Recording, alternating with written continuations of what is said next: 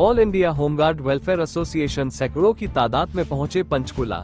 एक press conference के माध्यम से कहा, हरियाणा होमगार्ड विभाग द्वारा गलत तरीकों से होमगार्ड विभाग हरियाणा से पुराने जवानों को बिना कारण बताए बाहर निकाल दिया गया। इस संबंध हजारों एप्लीकेशन और ज्ञापन अब तक प्रधानमंत्री, राष्ट्रपति, मुख्यमंत्री और डीजी होमगार्ड को भेजा है। भाई लोग, आप लोग, उनका धन्यवाद है कि आप लोग यहाँ पे आए, हमारी मांग जो रख रहे हो। हमने आज तक कोई धरना नहीं दिया कहीं पे भी, ना हमने कोई रोड जाम किया, और हम ज्ञापन दे रहे हैं, बिल्कुल शांतिपूर्वक ज्ञापन दे रहे हैं, पिछले 10-12 साल से दे रहे हैं। मैं प्रधान हूँ 2019 से, उससे पहले भी हमारे प्रधान जो यहाँ पे लगे रहे हैं। ज्ञापन किस को दिया? ज्ञापन सर हमने दिया है जी, जो देश के जो राष्ट्रपति जी हैं उनको भी ज्ञापन दिए थे पहले, माननीय जो प्रधानमंत्री को ज्ञापन दिए, मुख्यमंत्री साहब को भी ज्ञापन दिए, 5 बार सीएम साहब से मैं खुद मिला हूँ, जो ओएसडी साहब उनके बीवी भारती जी, हम उनसे भी मिले हैं, हमारे जवान जो डीजी होमगार्ड श्री देसाई जी उनसे भी मिले हुए हैं। लेकिन हमारी जो समस्या ये है कि जो जवान हैं हमारे, उनको हटा गया अकारण, बिना किसी कारण के। और जो होमगार्ड हैं, चंडीगढ़ है और पंजाब है, राजस्थान है, यूपी हो, बिहार हो, कहीं पे भी हो, वहाँ जवान निकाले जाते हैं नोटिस देके। ये जो जवान है, इनको क्या किया कि इनको निकाला है बिना लॉग असेंट के। ये जात नंबर 4 है 2020 में जो की थी राज्य चौकसी ब्यूरो पंचकुला ने, जिसका नाम आजकल है ACB। अब इसमें ये है कि इसकी जो अंतरिम रिपोर्ट है 29/11/2019 को है, तो इसमें ये बाकायदा लिखा हुआ है कि जो जवान हैं वो निकाले गए हैं हिसार से, सिरसा से, संख्या आगे है, फतेहाबाद से, भिवानी है, अम्बाला है, फतेहाबाद है, गुरुग्राम है, झज्जर है, जींद है, कैथल है, कुरुक्षेत्र है, और इसमें जैसे करनाल है, महेंद्रगढ़ है, नारनौल है, पानीपत है। यानी कोई जिला नहीं है कि जहाँ पे जवान ना निकाले हुए हों। समस्या इसमें यह है कि इसमें दिखा रखा है कि ये लंबी हाजिरी से गैर मतलब हाजिर थे। जब परेड होती थी होमगार्ड की, मान लो मैं अगर प्लेटून कमांडर हूँ या मैं सेंटर कमांडर हूँ, मैं लगा रहा हूँ हाजिर कि ये 20 जवान आए हैं, और फिर मैं अपने हाथ से बताता P, बाद में उसका 1 कर दिया जवानों का, और वो जवान निकाल दिए गए। तो इसमें क्या है कि जांच इसकी हुई, माननीय जो अनिल भी साहब से उन्होंने जांच करवाई थी ACB से, तो उसमें ये पाया गया जात नंबर 4 में कि हाँ, जवानों की जो है भर्ती गलत तरीके से हुई। 2016 में ऑर्डर थे सरकार के कि भाई किसी जवान को भर्ती ना किया जाए, जो जवान पुराने हैं उनको लिया जाए। लेकिन इन्होंने क्या किया, जो होमगार्ड के जो भ्रष्टाचारी कर्मचारी हैं उनको रूल 7 मिला हुआ है, उसमें संदीप पाल उसमें है, डिप्टी सुप्रिटेंडेंट है, तो और भी इसमें काफ़ी नाम है जात नंबर 4 में। आपको हम दे देंगे लिस्ट। अब होता क्या है कि पुराने को जाम ना बुला के नए जवानों को दिखा के पुराने भर्ती कर दिए। जो वो लॉन्ग रोल होती है होमगार्ड में, उनको मिटा दिया गया, कहीं पे आग लगा दी गई। और इसमें जो काफ़ी कर्मचारी हैं रंगे हाथ पकड़े गए हैं विजिलेंस से। इसके बाद क्या है कि हमारे जो जवान हैं, इसमें यह भी है कि RTI जो मांगता है, RTI मांगना भी इनकी नज़र में अनुशासनहीनता है। एक डिस्ट्रिक्ट कमांडेंट साहब थे विनोद कुमार, उन्होंने एक जांच लिखी थी। उन्होंने लिखा था कि भाई ये जो जांच है इसमें चरम सीमा पर है, जांच जो जांच नंबर 4 है, जो भ्रष्टाचार है वो चरम सीमा पर है। तो इन्होंने बाकायदा लेटर लिखा था कि इसमें जो है लेन देन, बाकी नंबर दे रखे हैं जवान, जैसे ये 10 जवान हैं जो कि लिखा हुआ है फर्जी तरीके से भर्ती किए गए, बाकायदा नाम दिए हुए लिस्ट में। और ये जो 800 इसमें लिखा हुआ है, देखो मैं बताऊँगा, CM विंडो पर करीब 800 जांच हुई, किसी भी कर्मचारी को दोषी नहीं पाया गया। इतना बड़ा भ्रष्टाचार होमगार्ड में है हरियाणा में। 800 CM विंडो जांच होने के बाद भी कोई भी कर्मचारी दोषी नहीं है। और जिनको इसमें रूल 7 मिला हुआ है, वो रूल 7 भी करके दरकिनार उनको दे दी गई है परमिशन। इसके बाद क्या है कि इसमें जो भी है जितने भी जवान हैं, जैसे एक भाई ने मांगी थी, पुलिस से मांगी थी कि हमारे नरेंद्र शर्मा जी हैं भूना फतेहाबाद से, तो इन्होंने लिखा था कि भाई मेरे बयान हो और मुझे पुलिस की वो दी जाए प्रोटेक्शन, ताकि मैं उन्हें बयान दे सकूं। तो इनको हरियाणा होमगार्ड विभाग ने पुलिस की नहीं दी प्रोटेक्शन, इनको बिना ही बयान लिए और इनको दोषी ठहरा दिया। इसके बाद इन्होंने रिमाइंडर डाला है जात नंबर 4 का मुख्य गृह सचिव जी को, तो इस पर भी कोई जांच नहीं है। इसमें रिमाइंडर ये मतलब डाल चुके। अब एक जांच इसमें और शिकायत हमने की थी जवानों को कि जो जितने भी जवान उन पर कार्रवाई की जाए। अब होता क्या है कि ये जवान भाई, जैसे ये अपने भाई चांदीराम जी है, 2005 से घूम रहे हैं, 2005 से अब तक घूम रहे हैं कंटिन्यू, मतलब देखो 2025 चल रहा है, घूम रहे हैं। जवान है भाई 12 साल से भी है, 14 साल से भी है। दिखाया क्या, लॉग एब्सेंट, दिखाया क्या भाई हाजिरी पर नहीं है। मतलब कुछ भी कारण बताया, जो भी इनके खिलाफ बोलता है उसको ये डिस्चार्ज कर देते हैं बिना किसी रूल के। बाकी राज्यों में पहले बनती है कमेटी बनने के बाद उनको डिस्चार्ज किया जाता है। उनको 2 लेटर डालते हैं पहले कि भाई आप लोग ड्यूटी करना चाहते हो, नहीं करना चाहते, बंदा भी घर जाता है, लेकिन वो कोई रूल फॉलो नहीं है। इनके घर के कानून है, भ्रष्टाचार चरम सीमा पर है। बहुत सारी वीडियो ऑडियो हैं, बिलियंस के छापे पड़े हुए हैं, पकड़े गए रेड 100। उसमें ये शामिल है कि जवानों को पैसे का लेन देन करके 2016 के बाद तो भर्ती बहुत की गई है। जब ये जवान यहाँ पर ड्यूटी होती थी, थोड़ी बहुत सैलरी होती थी, एक दिन की 100 रुपये जिसे बोलते हैं मानदेय, आज वो हो चुका है 788। तो इन्होंने अपने भाई भतीजे भर्ती की है। एक एसएसओ था सौरान साहब, उन्होंने खुद के बेटे को भर्ती करके अपनी कोठी पे लगवाया। जवान ऐसा कोई टाइम नहीं है, पिछले 20 साल से तो भाई साहब है और भी साथ में है जवान। हमने यहाँ बुलाए हैं तकरीबन कि हद से 2 4 जवान आओ, सभी जिलों से जवान है, एक जिलों को छोड़कर, लेकिन हमने ज़्यादा जवान यहाँ बुलाए नहीं। हमारी मित्र ये सरकार से कि जो भी जांच है वो की जाए, जांच नंबर 4 जो वो इम्प्लीमेंट हो, और ये जांच नंबर 4 भी अधूरी है। जो डीएसपी मोहम्मद शरीफ जी हैं, उन्होंने ये जांच ठीक प्रकार से नहीं की, या जो उनकी जो भी टीम थी, ये जो जांच है, ये भी जांच जो है विजिलेंस जांच वो अधूरी है।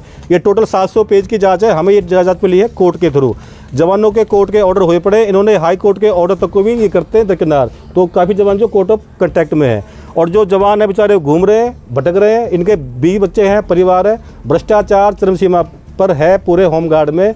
पैसे का लेन देन करके जवान भर्ती किए गए। हमें डेटे मिलती हैं। सीएम साहब ने भी, खट्टर साहब ने कहा था कि भर्ती कर रहे हैं, हुड्डा साहब ने भी कहा था भर्ती कर रहे हैं, लेकिन ये जो जवान है, चाहे हुड्डा साहब हो, चाहे खट्टर साहब हो, चाहे जो वर्तमान में है नेशनल सेंट साहब हो, लेकिन हमें सीएमओ से कोई दिक्कत नहीं है। वो तो कहते कि जी हम आगे आपके ऑर्डर भेज दिए हैं अफसरों को। अब वो कन्वे कहाँ पर दिक्कत है कि या तो वो सीएम साहब से भी बड़े हैं, कौन, होमगार्ड के कर्मचारी, कि जो उनके ऑर्डर फॉलो नहीं करते।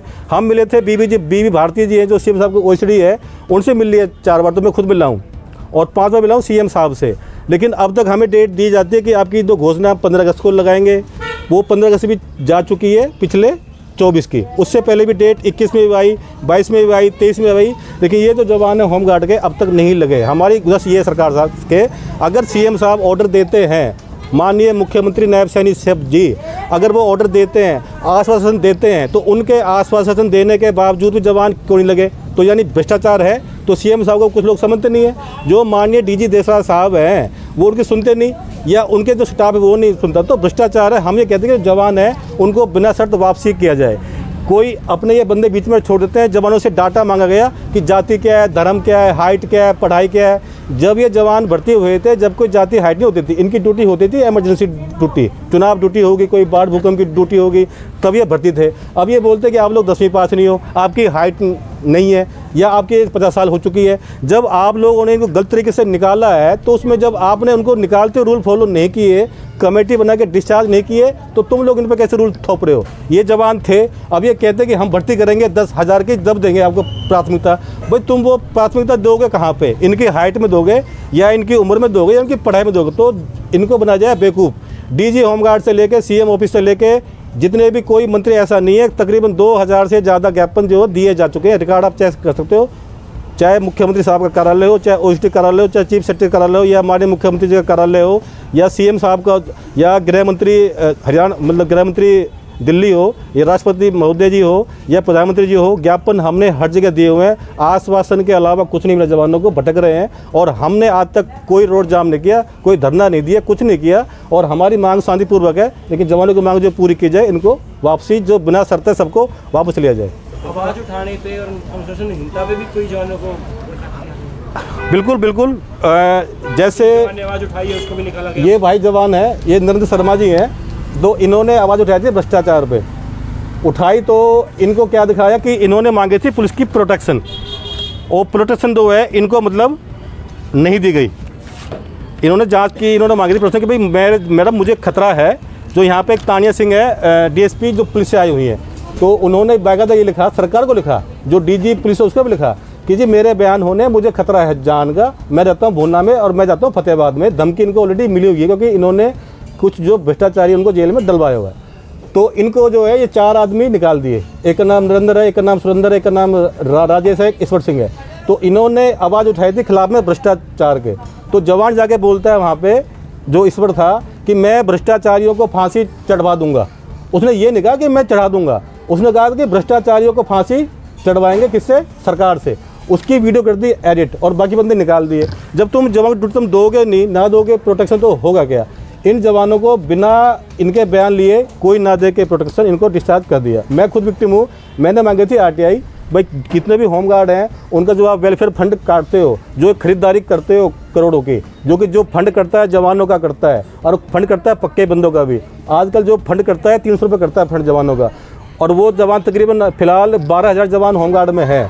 तो वो जो करोड़ों का जो घोटाला है वो भी है, वो भी जाँचें जो है। ऑडिट डिपार्टमेंट में ये माना है कि 5 जिलों में 212 करोड़ के घोटाले हुए हैं, जो कि सामान खरीदा है वेलफेयर फंड से। ना ये कोटेशन मांगते ना कुछ मांगते, लेकिन हमारा मुद्दा वो भी मुद्दा है। लेकिन मेन मुद्दा क्या है कि जो जवान है इनकी वापसी हो, बिना शर्त के वापसी हो।